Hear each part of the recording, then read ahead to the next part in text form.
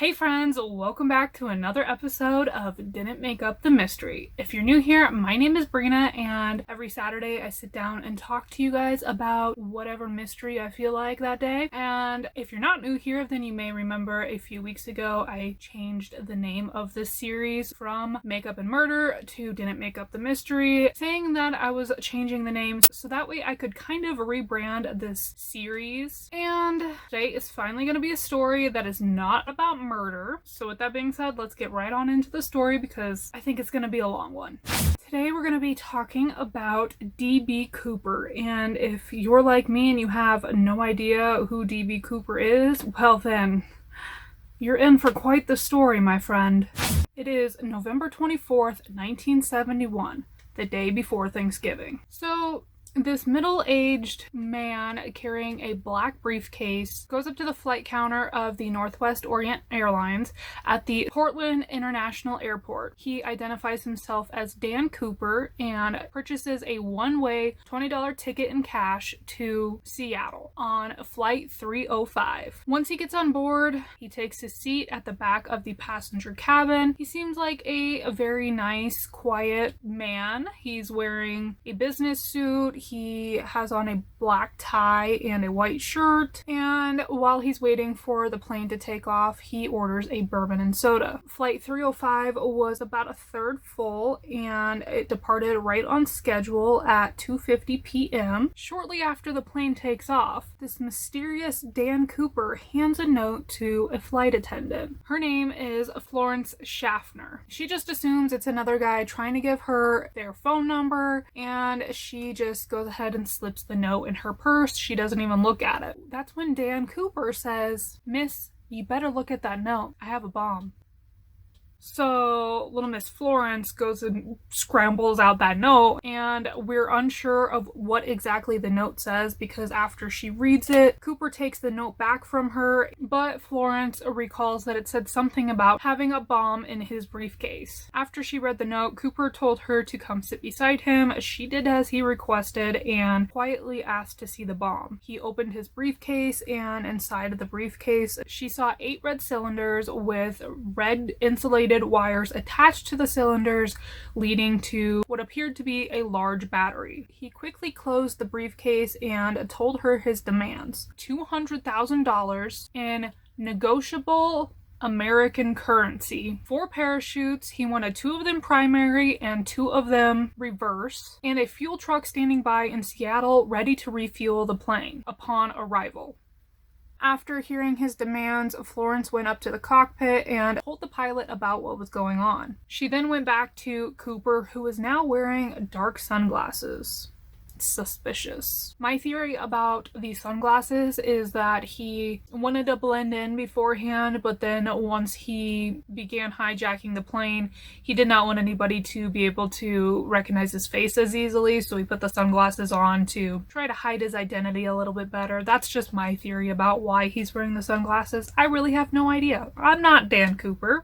Pilot William A. Scott contacted air traffic control and let them know about the situation on board. Air traffic control then informed local and federal authorities about what was happening on flight 305. The 35 other passengers on board were unaware of the situation unfolding around them, and they were told that their flight was going to be delayed from landing due to a minor mechanical difficulty. The president of Northwest Orient Express Airlines authorized payment of the $200,000 ransom and told all employees to fully cooperate with Cooper's demands. The plane circled Seattle for 2 hours while authorities worked to get everything together. So the $200,000, the parachutes, the fuel truck, all that, it took them 2 hours to get all that gathered up. While they were flying around in the air, Cooper let on that he was familiar with the terrain. So this is a little clue as to who his real identity is. As they were flying over Tacoma, he said, "Looks like Tacoma down there." He also briefly mentioned that the McClough Air Force Base was only a 20-minute drive from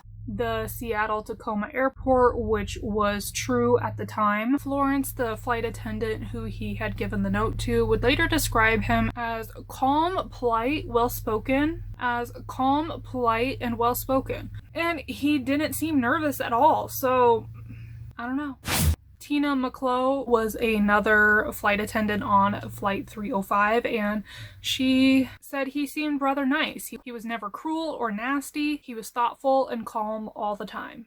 He ordered another bourbon and soda, paid his tab. He then attempted to give the change from his tab to Tina, the flight attendant, and offered to request meals for the flight crew during their stop in Seattle, which they declined. So while all this was going on, the FBI got together the $200,000, which was 10,000 $20 bills. That's a lot. A lot of money. McChord Air Force Base offered to supply military-issued parachutes to Cooper, but he rejected that and told them that he just wanted regular civilian parachutes. So instead, Seattle police got the parachutes from a local skydiving school. At 5:24 p.m., Cooper was informed that all of his demands had been met. Then at 5:39, the plane landed at the Seattle airport. Cooper told the pilot to take the plane around to an isolated area and to draw all the blinds so that way a sniper would not be able to shoot him. The pilot complied. Then the operations manager for Northwest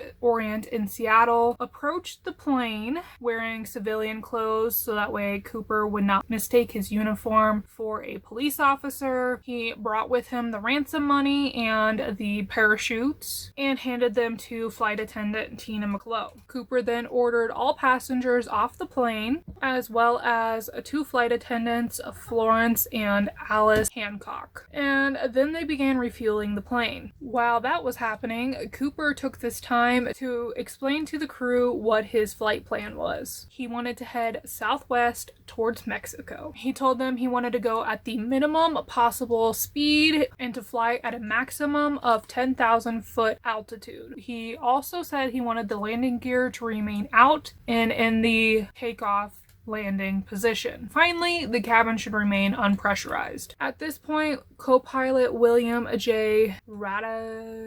Radazak informed Cooper that they would not be able to fly straight from Seattle to Mexico. They would have to stop to refuel at some point. So the crew and Cooper worked together to find a good place to stop and refuel. They ended up deciding on Reno, Nevada. Once the plane was finished fueling, they were ready to take off again. But he wanted to leave the plane's rear exit door and the aft staircase extended during takeoff, but Northwest said no, that it wasn't safe to take off like that, and Cooper said, it is safe, but I'm not gonna argue this point, and I'll just drop it once we get in the air. So they raised the stairs, closed the door, and took off.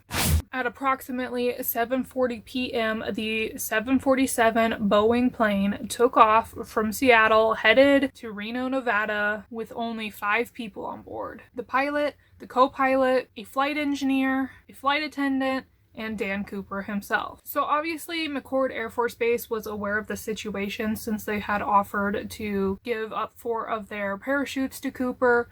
So as soon as the plane took off, they quickly got 2 fighter jets in the air to follow the 727. Both of them were behind the plane at a distance far enough that Cooper was unable to see them.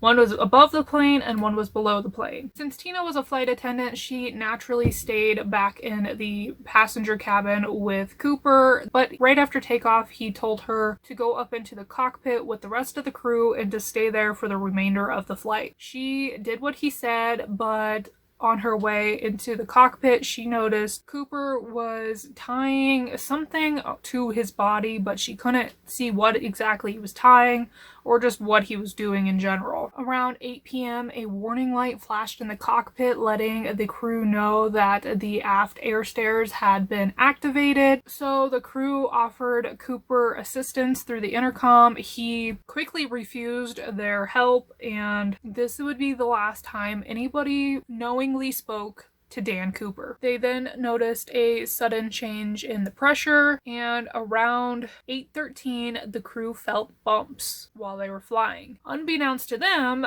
this was actually Cooper jumping from the plane. The plane landed in Reno around 10:15 p.m., and like I said, they were still unaware that he had jumped. So as soon as they landed, FBI agents, sheriff's deputies, state troopers, and Reno police surrounded the plane. They searched the plane and quickly discovered he wasn't on board and began trying to collect evidence to lead them to this mysterious hijacker. The FBI recovered 66 unidentified fingerprints. They also found Cooper's black clip-on tie and 2 of the 4 parachutes that he had requested. One of them was open and the lines had been cut. It's believed that this is what Tina saw Cooper tying around his waist. The FBI interviewed eyewitnesses in Seattle, Portland, and Reno, as well as everyone who personally interacted with Cooper. They were able to develop a series of composite sketches from these interviews. Local police and FBI ended up with more than 800 suspects in this investigation. They questioned all of them, and all but 24 of those suspects have been eliminated. So by now you're probably wondering how this man who called himself Dan Cooper became known as DB Cooper. Well, let me tell you, it's really not that interesting. There was a man in Oregon by the name of DB Cooper, and immediately he became a prime suspect because his name was very similar to that of the one that the hijacker used. His first initial was D, the guy said his name was Dan, and the last name was Cooper. He was contacted by Portland police on the off chance that he had something to do with the crime, but he was quickly ruled out as a suspect. But not before a local reporter confused the eliminated suspect's name with the pseudonym that the hijacker had used. That led numerous other media sources to follow in his footsteps and call the man DB Cooper. Thus, Dan Cooper became DB Cooper to everyone in America, basically. So remember how I told you there were a couple of Air Force jets following the plane that Cooper had hijacked? Well, neither of those pilots saw him jump, nor did they see a parachute open. Nobody saw him on the radar either, so seemingly, Dan Cooper just disappeared into thin air. It was hard for them to pinpoint an exact search location because the crew only had their feeling basically to go off of for when he jumped, because like I said, nobody was back there with him, so nobody knew exactly. They could just assume that he jumped around 40 minutes after the flight took off when the crew felt the bumpiness. There was also one extremely important variable that nobody would ever know except for Dan Cooper, and that was how long he was in free fall before pulling his ripcord. That is, if he even succeeded at opening his parachute at all. Using an experimental recreation with the pilot, FBI agents pushed a 200-pound sled out of the open air stair, and they were able to reproduce the same bouncing motion that the crew had noticed when they believe Cooper jumped. So at first they thought that when Cooper had jumped, it was when they were flying through a really heavy rainstorm while they were flying over the Lewis River in southwest Washington. But later they were able to figure out that this location was not accurate and that they believe he actually jumped somewhere in the drainage area of the Washougal River.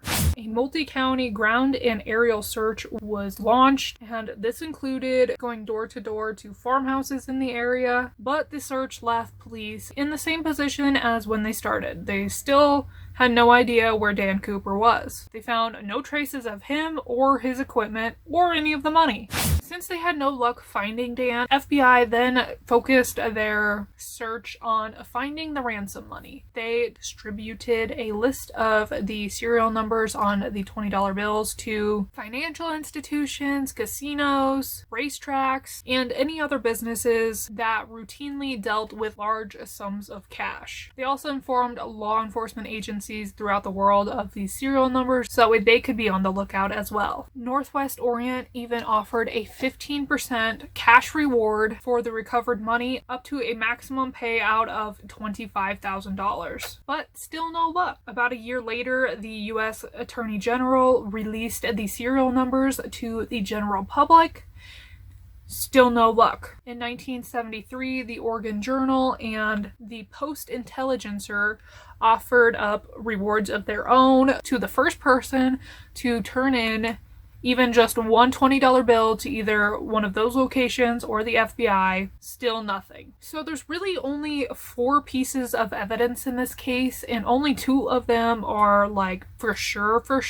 Really not a lot to go on. In 1978, a placard with instructions printed on it for how to lower the aft air stairs of a 727 was found by a deer hunter near a logging road about 13 miles east of Castle Rock, Washington, which was in the general flight path of the 727. Then on Sunday, February 10th, 1980, an 8-year-old boy named Brian Ingram was vacationing with his family on the Columbia River at Tina Bar, about 9 miles downstream from Vancouver, Washington. Brian was digging around in the sandy riverbank preparing to build a campfire when he recovered 3 packets of the ransom money. The bills were extremely disintegrated, but the rubber bands still remained intact. The money was in the same order that it had been given to Cooper in, but 2 of the packets contained $120 bills, while the third only contained 90, which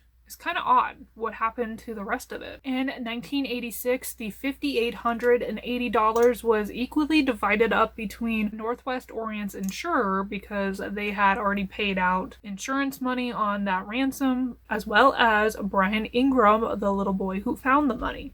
In 2008, Brian ended up selling his share of the $5,880 at an auction for about $37,000. Yeah, you heard that right. Somebody actually paid $37,000 for, I'm not good at math, so whatever half of $5,880 is, like $3,000. You paid. I don't understand people. Whatever floats your boat. But none of the remaining money has turned up anywhere in the world. I find that extremely odd. It makes you think maybe Dan didn't make it out. Because what's the point of going through all of this work to steal $200,000 if you're just not even gonna spend it? You might as well have just not gone through all this and then just like kept living your normal life. You know what I mean? Seems pretty pointless if you're not even gonna spend it. Unless he died jumping out of the plane. That is the only thing that really makes sense to me. Either that, or maybe somehow they just missed the fact that the money was used. I don't know. I don't get it. And the final piece of evidence that they have in this case, in 2017, a group of volunteer investigators in the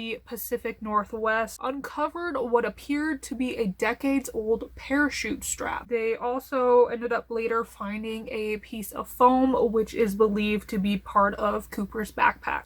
So you remember how the FBI found Cooper's tie on the plane? Well, in 2007, they announced that they were able to get DNA samples off of the tie. They had obtained a partial DNA profile from 3 organic samples found on Cooper's tie, though they later acknowledged that they have nothing to prove that the DNA belonged to Cooper himself. They really don't know who the DNA belongs to. They also let everyone know that of the parachutes Cooper had to choose from, one of them was actually a dummy parachute that the skydiving place had grabbed in a haste, and it was completely on accident, but this parachute was sewn shut and designed only to be used for demonstration purposes, and not a parachute that anybody could actually use to skydive with. Well, this is the parachute that Cooper decided to grab. This is why many people believe that he didn't even survive the fall.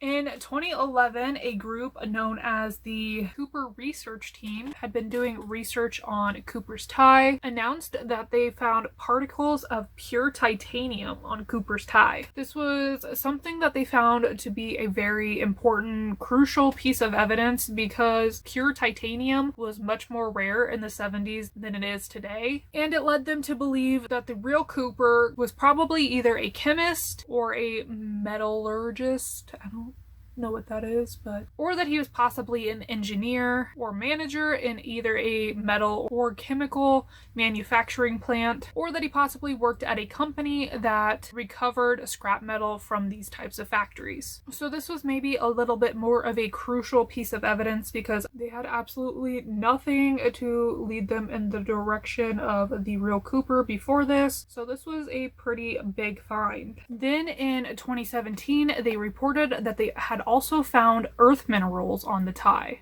In the 70s, one rare use of these elements was in Boeing's supersonic transport development project, which suggested that possibly Cooper was an employee of Boeing's, which would maybe help explain his vast knowledge of the 727 that he hijacked. And around this time, agents began suspecting that he had taken his alias from a Belgian comic book series featuring the fictional hero Dan Cooper, who is a Royal Canadian Air Force test pilot. And this was a very important piece of the puzzle that they had finally put together because the Dan Cooper comics were never brought to the United States and they were never translated into English. So they suspected that possibly this Dan Cooper had found the comics while doing a tour of duty somewhere in Europe. The Cooper research team also suggested another possibility that maybe this Dan Cooper was actually Canadian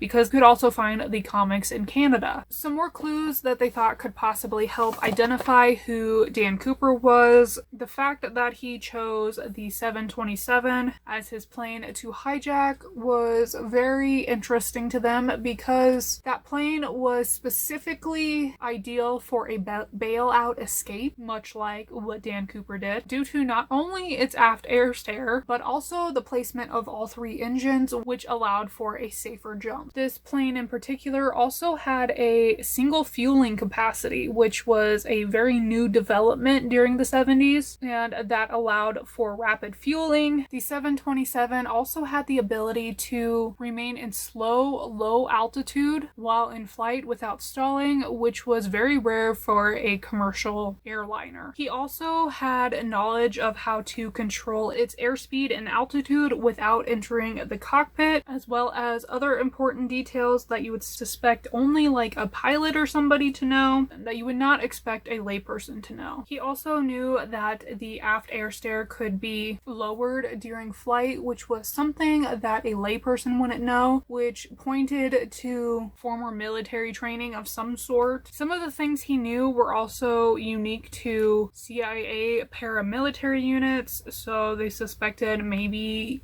he was former CIA. There's so many theories about who Cooper is, what he did for a living, all that sort of thing. And honestly, I think maybe he just did a lot of research and that's why he knew all this stuff. I don't necessarily think that he had to have worked with planes or had to have been in the military. I mean, it's probable he was in the military. He was in his 40s. It's the 70s, so he more than likely served in some form of the military. Some people believe that Cooper probably died after he jumped from the plane. Others believe that he survived and ended up losing the ransom money on his way down. Some people believe that he buried it at the Tina bar and that's how the money ended up there. But for the most part, the mystery remains as to how $5,880 truly ended up buried at the Tina bar. Following the hijacking of a Flight 305, the FBI searched come that Monday morning for anybody who just disappeared from their homes, their lives, but they couldn't find anybody. So it's believed that Cooper wore his fancy clothes and chose Thanksgiving weekend because he knew he was going to have to hitchhike his way out of the woods. And it's much easier to get picked up while hitchhiking if you're dressed nice than if you're not. But the FBI doesn't think he's that smart. Originally, they thought that he was possibly an experienced jumper, but when they realized that he had grabbed the dummy parachute, they quickly ruled out that idea. And not only that, but he jumped into a pitch black night in November in Washington State with a 172-mile-per-hour wind to his face with a probable temperature of about 15 degrees Fahrenheit. So he was definitely not dressed for the weather. And they think that even if he did safely land his fall, that his survival time in the mountainous terrain would have been all but impossible without an accomplice waiting for him at a predetermined landing point. Many people believe that if D.B. Cooper is going to be found, he'll be found in the Washougal Valley or its surrounding areas, but that area has been searched repeatedly over the last almost 50 years with nothing to show for it. And some investigators speculate that when Mount St. Helens erupted in 1980, that it completely obliterated any remaining clues or even the skeletal remains of D.B. Cooper, which is maybe the theory that makes the most sense to me because, like I said, how has none of the money ever been found? Or even his remains? Because the amount of searches that they have done in the area where it's believed he would be, how has nothing ever been found? So even if you're thinking, why hasn't D.B. Cooper come forward in all of these years? Because the statute of limitations has surely run out on this case. Well, in November of 1976, a Portland grand jury returned an indictment in absentia against John Doe, aka Dan Cooper, for piracy and violating the Hobbs Act. The indictment formally initiated a prosecution that can be continued at any point in time in the future should Dan Cooper ever be identified. So now on to the fun part. I have compiled 4 main suspects who could possibly be the real Dan Cooper, aka D.B. Cooper. The first one is a man by the name of Lynn Doyle Cooper. He died in 1999, but his niece brought him forward as a potential suspect in July of 2011. She was 8 years old at the time of the hijacking, and she recalls overhearing her uncle and another uncle talking about something very mischievous that required the use of expensive walkie-talkies while at her grandmother's house in Sister, Oregon, which is about 150 miles southeast of Portland. Flight 305 was hijacked the very next day. While her uncles claim they were turkey hunting the day that the flight was hijacked, she found it very odd that her uncle Lynn had come home with his shirt covered in blood. He explained the blood away as saying that they were in an auto accident, and that's all I know about that. She said her parents also later believed that he was in fact D.B. Cooper. So Lynn Doyle often went by L.D. Cooper, and it's not that much different than D.B. Cooper, which I don't know. I find this one is one of the ones that I don't really find believable just because he didn't actually call himself D.B. Cooper. So the fact that they're saying L.D. Cooper, D.B. Cooper, not that much different. I don't buy it. I don't really think that Lynn is a suspect, but he was in fact obsessed with the Dan Cooper comics. So maybe. In fact, he had one of the comics thumbtacked to his wall. The FBI has since announced that his DNA did not match the partial DNA lifted from Cooper's tie, but like I said, that really doesn't mean anything because they really don't know where that DNA came from.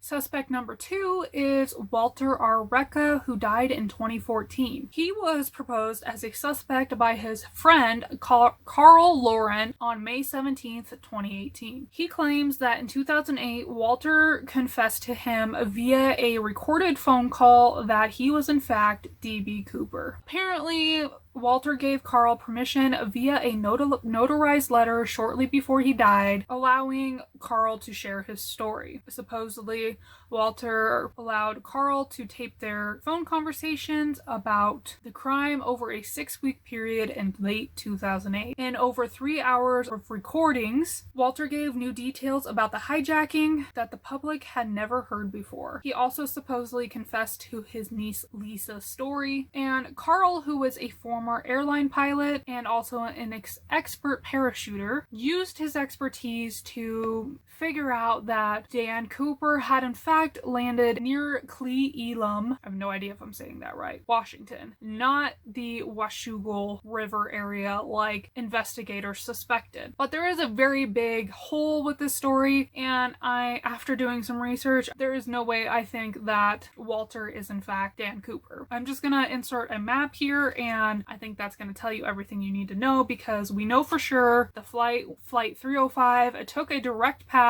down to Reno, and this story claims that they went east before then heading southwest. It just doesn't make any sense to me, and Carl's supposed to be his friend. I think Carl just wants a little bit of money, because after Walter died, instead of going straight to the FBI with these recordings and such, he went and signed a book deal instead. So we're just gonna skip over the rest of this story because I don't really find it relevant, and you can look into it more on your own if you want. It's a pretty interesting story, but that's all I think it is just a story. I don't believe Walter is our guy. So let's move on to suspect number 3, William J. Smith. In November of 2018, the Oregonian published an article identifying William J. Smith of Bloomfield, New Jersey as the man who they believed to be D.B. Cooper. Now you might notice that I'm saying D.B. Cooper for all these, whereas in the rest of the story I've been saying Dan Cooper, and there's a reason for that, which you will see when we get to my 4th and final suspect, and who I truly believe could possibly be Dan Cooper if in fact he did survive the fall and make it out of the woods. So this article was based on research from a U.S. Army data analyst who had sent his findings to the FBI in 2018. William would have been 43 at the time of the hijacking, so he definitely fits the age range. He was in the Navy after high school, and he volunteered for combat aircrew training, so he had prior military experience, and he also knew about planes. After the Navy, he worked for the Lehigh Valley Railroad, and he was impacted by the Penn Central Transportation Company bankruptcy in 1970, resulting in the loss of his pension, which people believe maybe had created a grudge in him against the corporate establishment and the transportation industry, as well as leaving him with a sudden need for money. His naval aviation experience would have given him a knowledge of planes and parachutes, and his railroad experience would have helped him to possibly find railroad tracks that he could use to hop a train to get out of the woods quickly. Also, some of the particles found on the tie could have also come from a locomotive maintenance facility. And many people think there's an uncanny resemblance between him and D.B. Cooper. Our final suspect is a man by the name of Dwayne Weber. In 1995, he was a few days away from dying from kidney disease on his deathbed when he told his wife, "Joe, I've got a secret to tell you. I'm Dan Cooper." And that's exactly why I said, you'll see why I've been saying D.B. Cooper the rest of the time, because everybody else has been saying, I'm D.B. Cooper, I'm D.B. Cooper, he's D.B. Cooper, so on and so forth. Dwayne is the only person who I could find who actually referred to himself as Dan Cooper, and that is exactly how the man identified himself, as Dan Cooper. So the true person who is Dan Cooper would clearly identify himself as being Dan Cooper, because that is how he originally identified himself. The media dubbed him D.B. Cooper. He would still refer to himself as Dan. His wife didn't understand the significance of his statement at first, and this frustrated Dwayne, and he said, "Oh, I'll just take it to my grave then." A few months later, she was discussing this incident with her friend, and her friend informed her about the infamous D.B. Cooper. Joe then went to a library and looked up Dan Cooper, and she started putting the pieces together for herself. She realized that the signs had been in front of her all along, that her husband could very possibly be Dan Cooper. She specifically found a book discussing the case with notations in the margins that were supposedly in Dan Cooper's handwriting, but she claims that it looks like her husband Dwayne's handwriting. Then she also recalled an incident where Dwayne was having a nightmare where he talked in his sleep about jumping from a plane and leaving his fingerprints on the aft stairs. Just before his last trip to the hospital, he told told her that he had received a knee injury jumping out of a plane, and Dwayne's drink of choice was bourbon. He was also a chain smoker like Dan Cooper was. Then in 1979, Dwayne told Joe he wanted to take a sentimental journey. The couple went to Seattle and the Columbia River. Then Dwayne excused himself and took a walk alone along the riverbank in the Tina Bar area. 4 months after that was when Brian Ingram discovered the cash. Coincidence? I think not. Dwayne had also served in the military, as well as having spent some time in prison in Seattle, which could possibly make him familiar with the Seattle surroundings. Another connection between him and Dan. Apparently, an FBI agent has also confirmed that he would expect Cooper to fit a similar profile to Dwayne's.